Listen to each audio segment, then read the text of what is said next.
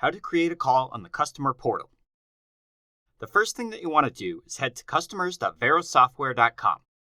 If you haven't already, you will need to create an account. To do this, click on Create a New Account. Input your customer ID as well as the server code for your license. As it mentions, both these codes can be found on your delivery note. Once your account has been activated, log in using your created username and password. From here, look under the Support column to find the Technical Support Cases icon. Choose an existing case to edit or click on the New Case green plus sign to start from scratch.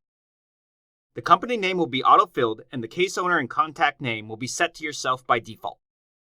Under Product Information, choose NC-Symbol as the brand or any other Hexagon product that you are using. Define which model you are using and your current version.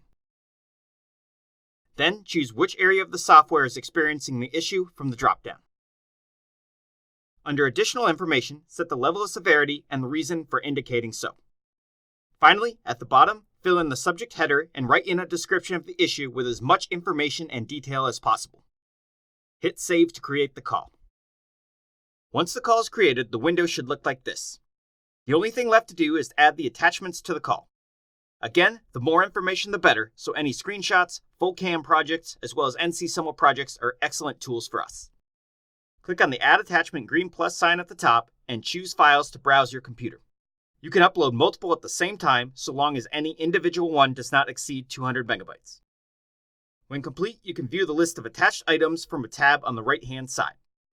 And that's it. The support will receive an email notifying them of the case creation and review it within 90 minutes during normal working hours. From there, it will be investigated and any changes or further questions are tracked through the portal with email notifications sent to both parties.